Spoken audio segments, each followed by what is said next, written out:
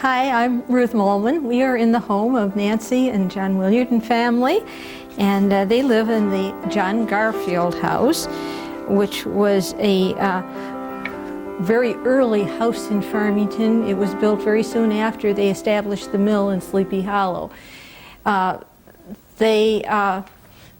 First houses of the settlers that came here were log houses, which were pretty drafty. And as soon as they got a sawmill, the settlers were very happy to build a frame house so that they wouldn't be subjected to this rough style of living. There are actually, Mr. Garfield had two farms that he put together, so there were two houses on his farm, as well as a variety of outbuildings, including the barn, which is now somebody's house. They turned the house into the barn into the house. I'm very impressed with the work that Mr. Williard has done in restoring this house to its original condition, and he has done most of the work himself, as well as much of the research in doing this. He's even made his own, built his own furniture. The house was improved in 1917, and sometimes the improvement is not exactly what you want to do to an historic house. Ezra Cox, when he inherited this particular section of the farm from his father, it still had the timbers on it. The early settlers burned the wood that was here, and then by the 1890s or so, the wood became a very valuable commodity. So when Ezra inherited this land, he was interested in having the timber that he could sell off as his inheritance. It's interesting, John Garfield is very interesting in as much as he got very involved with the church that was established here, the Baptist church. And when the minister, Nehemiah Lamb, moved to Heartland, the Garfields moved with him, and they are buried there and built a home. It's amazing that after they had this magnificent farm that they would give it up, but they did. They gave up the farm and they moved up to Heartland. But the house remains as a very important part of the historic district of Farmington Hills. Let's go now and talk to John Williard about what he has done with his wonderful house.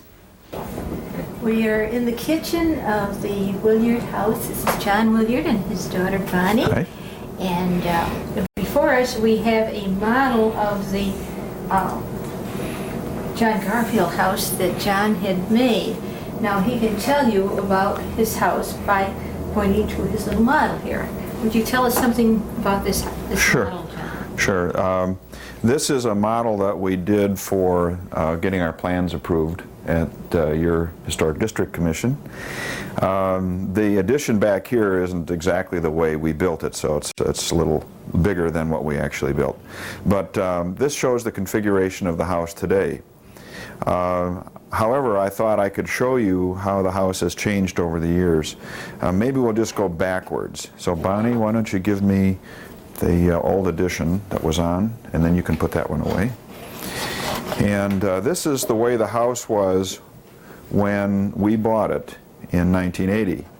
And it had an addition here on the back, which was not very well made. Very low roof that leaked a great deal. But this was originally a porch and was turned into an addition to the house in the 1970s. Now prior to that, before this was on, there was an old addition on the house that was back this way. In fact, this part of the house and this part of the house were additions which we believe were put on in about 1850s. And this part of the house, I have a picture from the 1920s when it's all rotting and falling down and coming apart. So it was ripped off sometime in the 20s or 30s, leaving the house like this, and then that other addition was put on we showed you earlier. However, this is the way the house originally looked when it was built. Put that away, honey.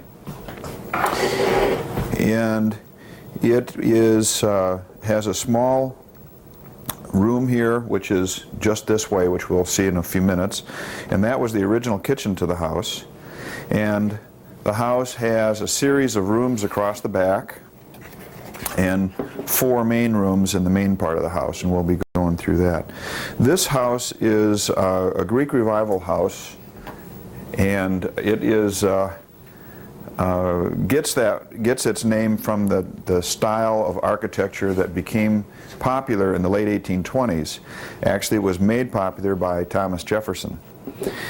And in this particular house, this is what we call a federal style house that was modified or updated to be Greek Revival.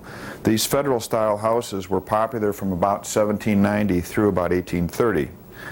And in a federal house, you have the main part of the house is long and skinny and is parallel to the road. And it has typically a center door in the middle of the front wall and symmetrical windows placed around that door. And the use of hip roofs was very prominent as part of that design feature. In fact, the White House is a federal style building and has a lot of the same features as this does. Now, with the advent of Greek Revival architecture, they took their old federal plans and modified them to be Greek Revival. And what that means is they lowered the roof and lowered the slope of the roof to be flatter. What they were trying to achieve was this main part of the house, the length of it to width to height was taken from an ancient Greek temple in Greece. I'm not exactly sure which one, but that was the theme they were trying to recreate in these houses, because in the late 1820s Demetrius Ypsilanti was leading the Greek Revolution, and everybody in the United States was all enthusiastic about everything Greek. And that brought about the interest in what is known as empire furniture, which is all taken from ancient Greek designs, and it showed up in the houses. And at that time, the Greek Revival houses, especially the country houses, had heavy cornice returns and cornices around the roof, which you probably saw when you were outside before. These cornice returns are a very typical example of what you will find in a Greek Revival house. They're just drawn on here, but you can see the real thing outside, and you can see it again here. And what happened was, in the early houses that were built, like this one, which is just a modified federal house, all of the work, the intricate work that the carpenters did were on the ends of the house, was not really too visible from the road. And it didn't take them long to figure out if they're going to spend that much money to have the latest in fashion and the latest in style on their houses, with the architects and the carpenters doing all that design and building work. They took the idea of turning the house 90 degrees to the road, and you'll see this in about 1837, and newer houses have the main body of the house with the eaves pointing the road towards the road, becomes sort of square in profile.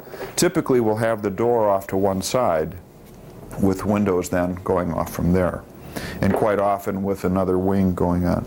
So this particular house is significant because it's a very early style Greek Revival house, really taken over from the federal style.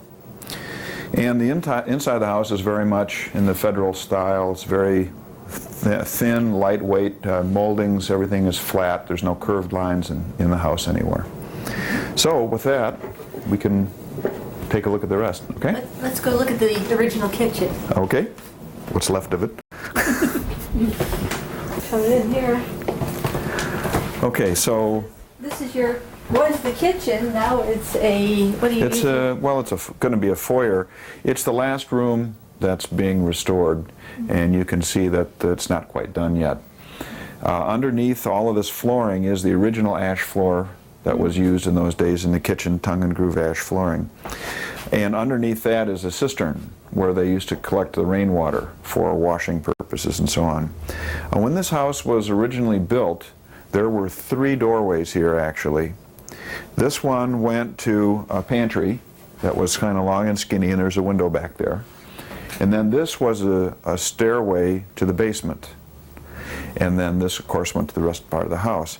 As this being the kitchen, the basement was more or less like your refrigerator today. And it was called the root cellar. And they would go down there and they would keep potatoes and things like that underneath the earth because the floor was all dirt. And they would kind of push these things underneath the dirt, and then when they needed something for a meal, why, they could just run right down the stairs and get it. There's also an outside entrance to the basement where they would bring the food and so on into the basement. This was originally wainscoted with horizontal wainscoting, which I will put back when I get to it. And this is the original entry door. Although it's been greatly modified, I will restore this and get it back to its original condition. And there was originally a window right behind you. You can kind of see back over here, and that's going to be put back the way it was as well. I noticed that you have a butter churn. They probably raised dairy cows on this property too. Yeah, oh, they did. Now that actually came from my father-in-law, and it's a horizontal churn with a cranking handle, and it was a gift from him, which we treasure. Let's go and take a look at what you've done to the dining room. Okay, thank you.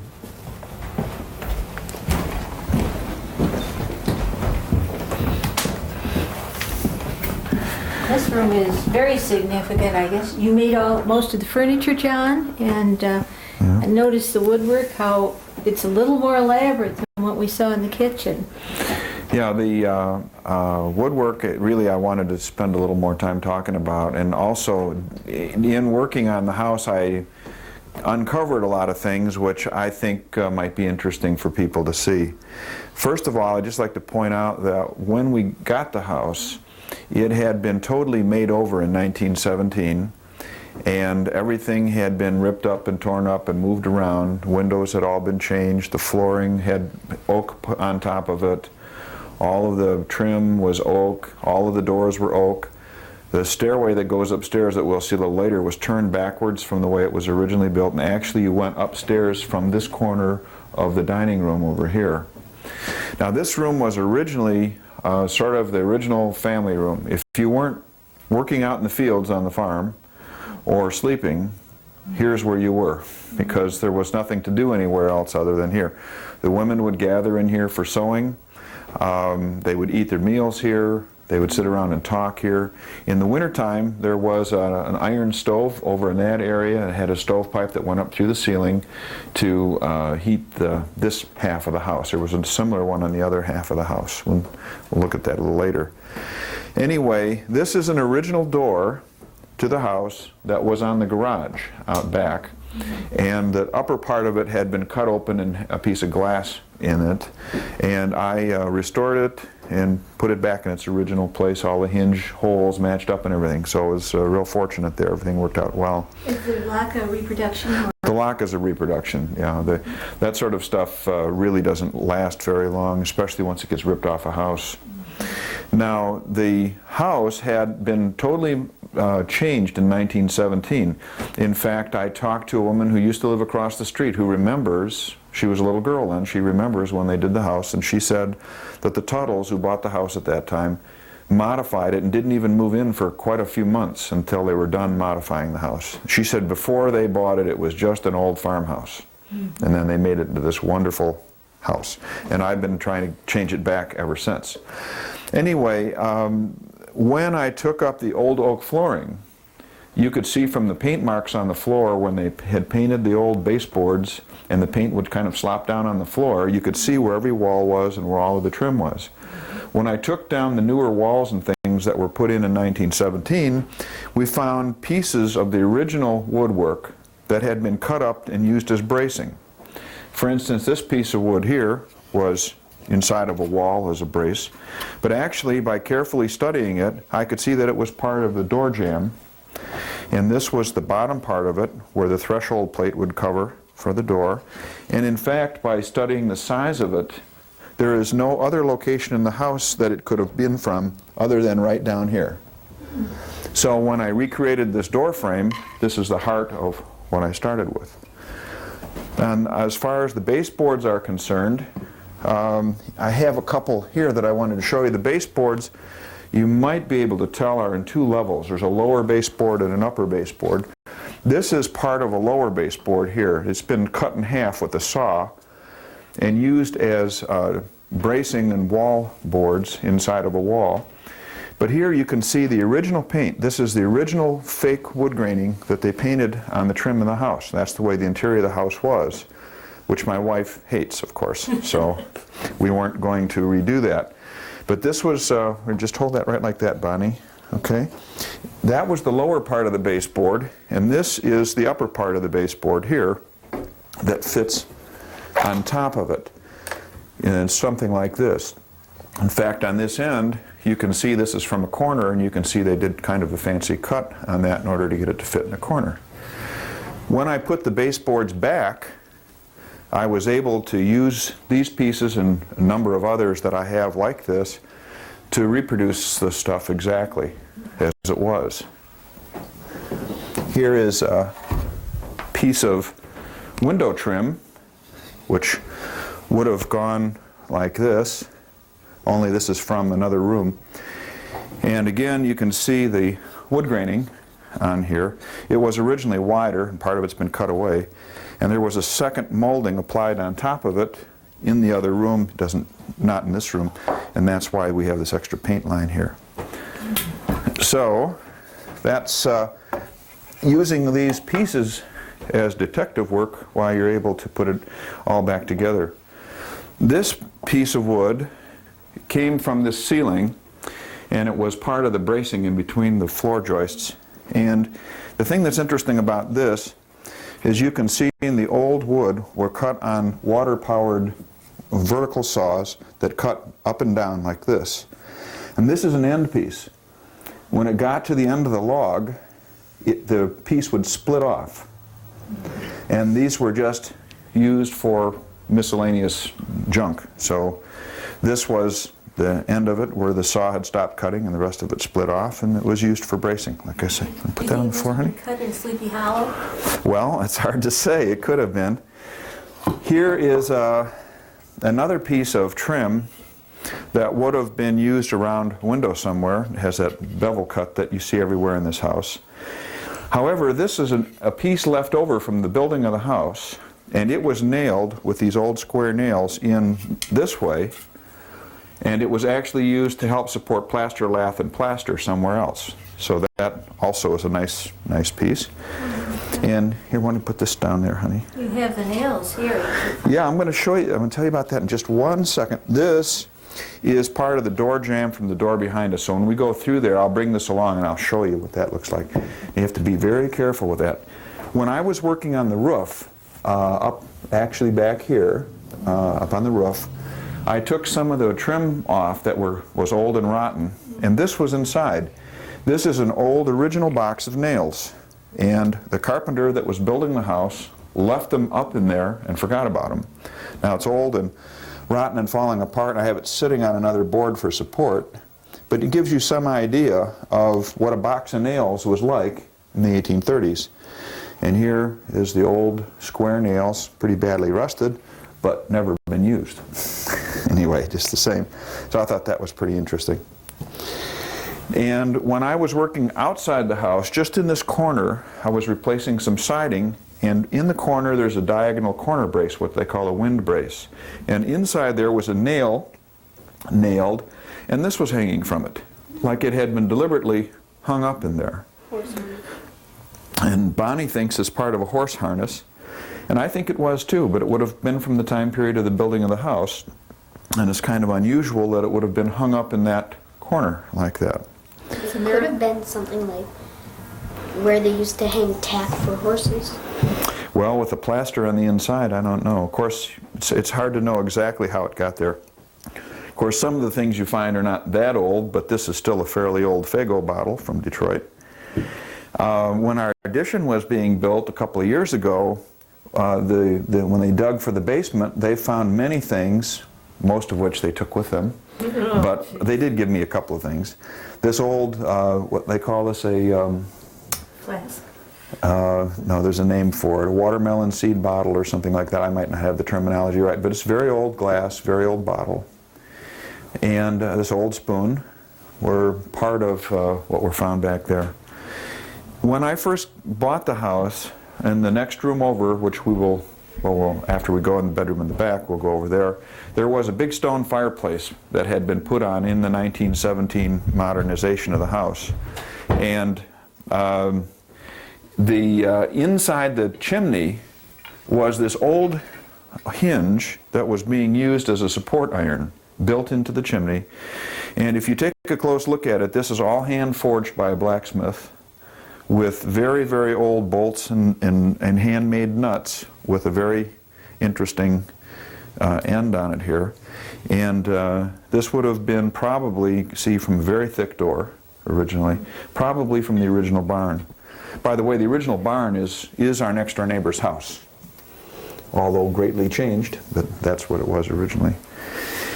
One of the things you're always looking for when you work on an old house, especially if you're getting inside the walls and so on, is anything valuable, gold doubloons, but we didn't find any. I found a penny and I found a little Swedish coin from the 1930s somewhere. But things become valuable for other reasons. Here's a couple of pieces of paper, and this one that's sort of blue, in fact, I'm kind of sorry that I unfolded it. It was a bag of tobacco. And it was folded in a real peculiar way that made a complete bag, but unfolded out to be a square piece of paper. And there was actually a little bit of tobacco left in it, which I should have saved, but I didn't. But anyway, this particular piece is from the C.H. Lilienthal Company from New York, and I looked that up, and this was underneath in the inside of a wall cavity with old plaster and wood chips and everything on top of it. And so it would date to the time of the house being built. And this company was in existence from the 1820s to the 1840s. And in this address here, that's shown on here, they moved there in 1829 and were there through about 1842. So this would have been, bracketing the time period that the house was built. This is another tobacco bag. This was found where the wires had been put into the house from the old Delco house that's out behind the house that was used to make electricity. It has a stamp on it dated 1910, and I believe that that's about the time period when that Delco house was built.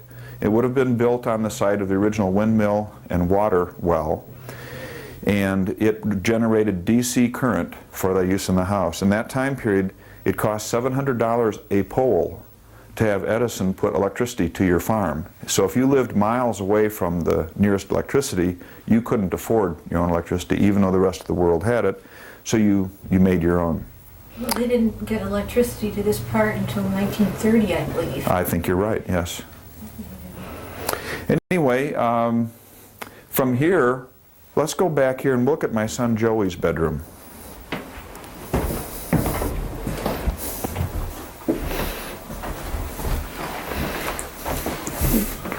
This would have been the bedrooms. This was one of them. The bedrooms back then were literally a room for a bed.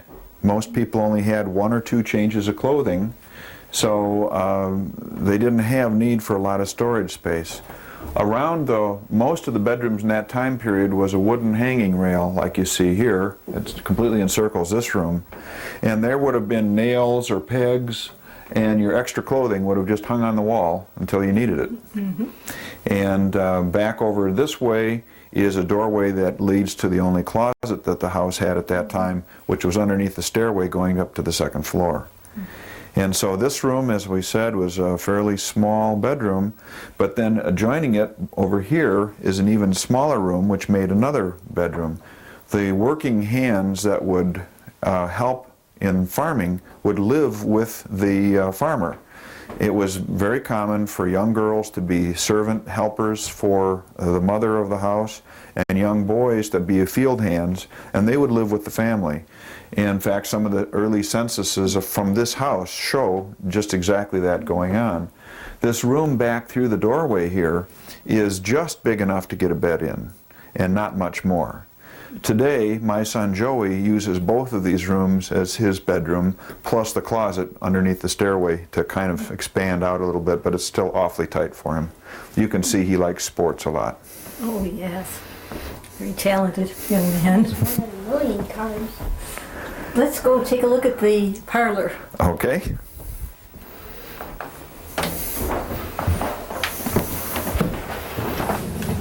And these houses had a distinct hierarchy in the order of the room as far as the level of trim and the usage of the room. As we get closer and closer into this next room, the level of trim gets to be higher, and this is the fanciest room in the house that we'll be going into in just a minute. But when you would receive your very special guests, they would come to the central front door of the house, which is right here. So this was a very significant thing. You would close this door here so that they couldn't see the ordinary part of the house that would be behind, you know, the kitchen and the ordinary room there, or what was known as the ordinary parlor. There would be closed off. You would want them to see your expansive stairway going upstairs, and your paneled doors and your railings and your nice trim work, and you would lead them into what was known as the best parlor of the house, which is where we're going to go now. But what we're going to do is, Bonnie, why don't you hand me those pieces of wood, because I wanted to show everybody how we did this. These are a couple of trim pieces that we found, and they are the pieces which made up this door frame here originally. And you can see I've recreated all of those like I did throughout the house. I just wanted to show you how that went together. Okay, honey, put that away. So now we are in the best parlor, and the floor here is original painted wood. All the floors in the house are original. And this is very worn, but you can kind of see what looks like a wood grain figure here. And if you look real close, it's in a lot of other places as well. That's not the real wood grain of the wood, but it's just painted to look like wood. And when I first came in here, the central part of the floor was totally unfinished. So just the band around the outside edge had this false wood graining painted on it, and it was permanently covered with a rug. So it would look real nice, but they didn't spend as much money as they would have had to put in an expensive wood floor in the first place. And in this room, really the federal architecture really shows here in the very simple, straight lines of the trim and the molding. You can see now there's an extra piece of molding added on top of the trim in this room. The windows are trimmed out like a door right to the floor with a recessed panel underneath the window. And that panel, actually when I put it back, I put about an inch of styrofoam insulation in there. Originally, that panel was an inch further back and was right up against the siding of the house, so it had zero insulation in it. I wanted to put at least a little something in there. But the feeling of the original, of course, is captured in what I've done here. And back in the other corner of this room, which we'll see in a second, was where the fireplace was when I first bought the house, which I removed and restored everything back to the way it was in the first place, as I said. This looks almost like another bedroom back here. Oh yeah, now we're going to get to that in just 1 second. I just wanted to mention this piano here first. My daughter, Bonnie, is quite good at playing piano, although she's a little shy and doesn't really want to play for you right now. But her piano is an 1845 Newhall from Boston. And we got this on a Channel 56 auction. We were told that it was fully restored, so we bid a lot of money for it, and it's not fully restored. In fact, it needs thousands of dollars worth of work, so we're not exactly sure what we're going to do. But it's usable for the moment, and she does play beautiful music on it. Now back in this room here, we use it as sort of a home office. Not a lot to see back there, but this was yet another bedroom, and this would have been an honored guest's bedroom. If your parents were living with you, this is where your parents would have stayed. In the wintertime, Ruth, just about where you're standing would have been a wood-burning stove with a stovepipe going up through the roof. So it was the heating source for this side of the house. Therefore, this bedroom would have been very warm. Right off the best parlor, like I say, it would have been an honored guest's bedroom. Also, if there was a death in the family, of course the funerals were held in your own home in that time period. This would have been where the body would have been laid out. Your guests would have come to the front door over there, would have been ushered into the best parlor where they would have sat around here to discuss the events of the day, and then, of course, the body was in here. As I said now, over in this corner here was this very nice looking stone fireplace, but very unoriginal. And there were cold drafts coming through here in the wintertime there would actually be frost on the floor in the wintertime. So I was glad to get rid of that and put everything back here the way it was originally. You made the furniture too. Yes, I did. This is a highboy. That's actually it's a kit, but the word kit is maybe a little misleading because there's a lot of work involved. This clock over here is an exact copy of one that's in the Greenfield Village Henry Ford Museum collection. And a friend of mine who's a very talented cabinet maker made the case, and I made the movement for it, starting with some parts that are available, and to make it so it'd be an authentic replica of a clock that was originally made about 1810. Does it chime at night? It has a bell, and a bell rings on the hour, which is about 4 minutes from now. If we're anywhere around, you might be able to hear it ring. Can we go upstairs and take a look there? Sure, let's go. It's interesting to point out how steep that stairway is. Oh yes, we are so used to it we don't even think of that anymore. Bonnie, why don't you show us your bedroom, honey?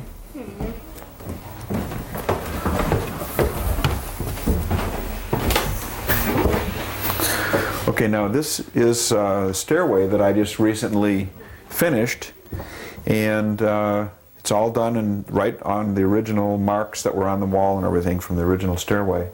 This part right here I had to add though, because that's how the furnace gases get up to the chimney on the roof. When I took the stone chimney down from the fireplace, I lost that, so I had to replace it with this. So sort of unfortunate, but it was the best we could do. So Bonnie, let's go up and take a look at your bedroom, okay, honey? Okay.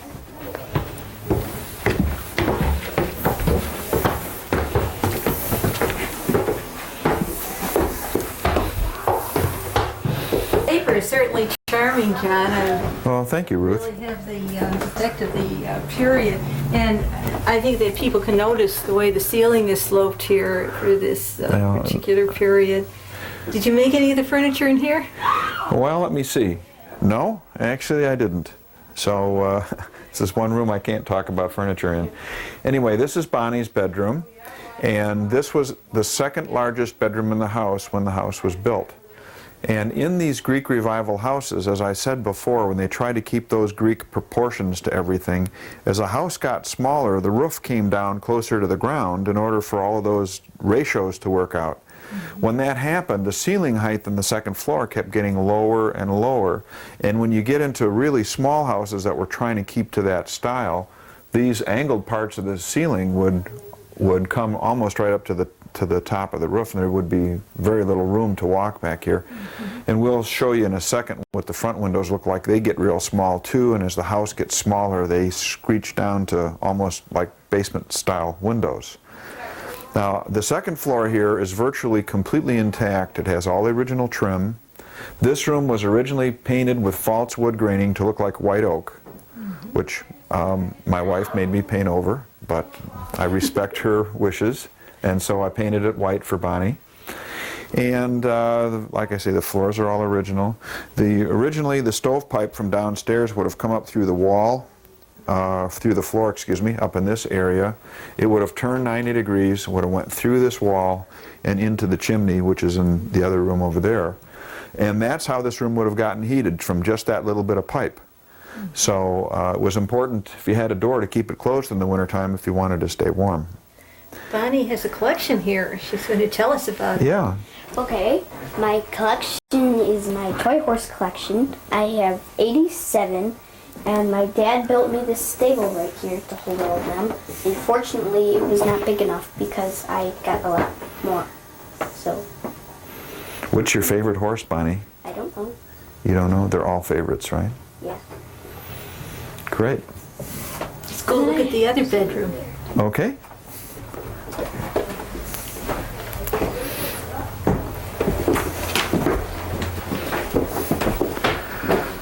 Here, this is the original hallway. You can see it has a low ceiling and the sloped roof line from the other rooms. And when I first bought the house, there was extra trim nailed on top of this original trim. And over on this board right here, there was the impression that was left from the handrail.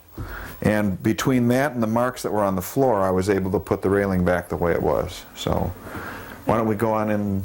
About to see what the boys are doing. Yeah, I think they're shooting somebody up over here.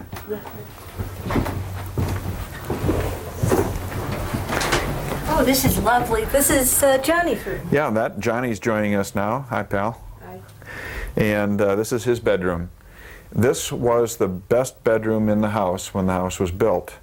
And just point out a couple of features of the room. First of all, the chimney for the house is over against this wall. And the chimney in those days started right at your chest level. Whoops. Chest level up here, and you can see that it sits on top of a shelf, sort of an arrangement there.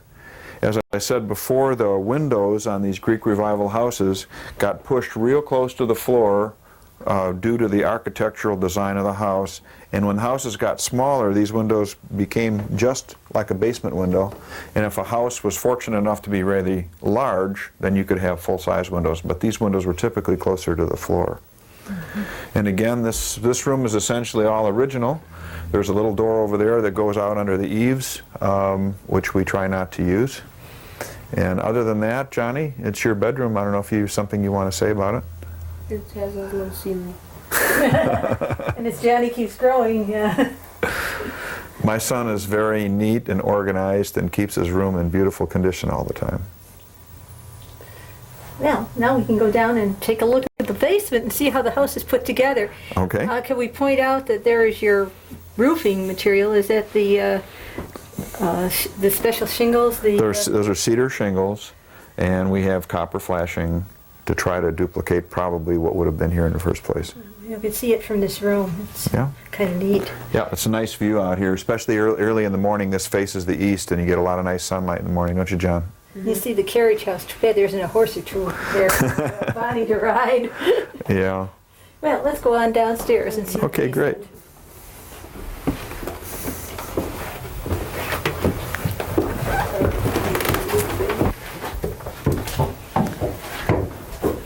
I'd say watch your head, but I don't think you need that advice.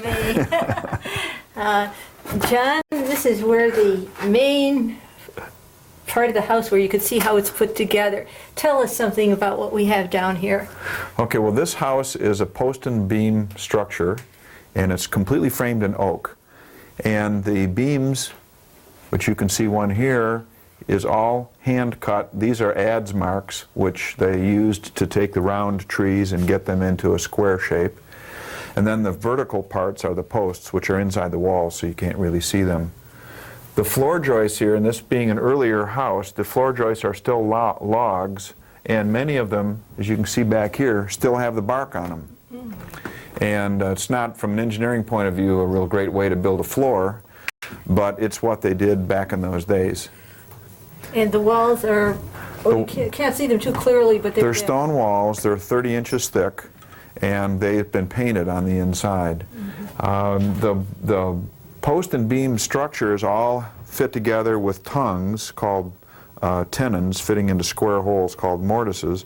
Then they're locked together with great big wooden pegs, which were called tree nails.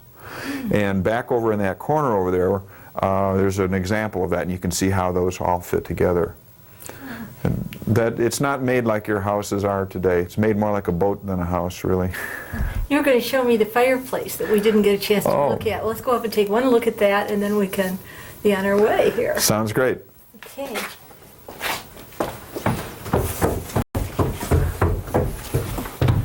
Well, John, we're in the new section of your house. It's really very lovely, and it's so nice to have it. Now, here we have a little bit of the new meeting the old. Tell us about your fireplace. Well, we bought this at one of the Ann Arbor antique fairs years ago, and we were going to put it in our living room where the other fireplace was, until I decided that that wasn't original and needed to come out. Then we didn't have a home for this, but when we built the addition, why we incorporated it. It's from the 1820s, it came from Pennsylvania, and it was difficult working with all the modern codes, but we finally overcame everything and were able to get city approval to use it. And it's not totally restored. I'm kind of in the middle of it, but it's sort of half done and half not done right now. It's something very unique and special. Well, thank you so much for letting us share your house with you, and everybody will find out some of the magnificent things that we have in our historic district. Thank you very much. Thank you, Ruth. Thank you for coming.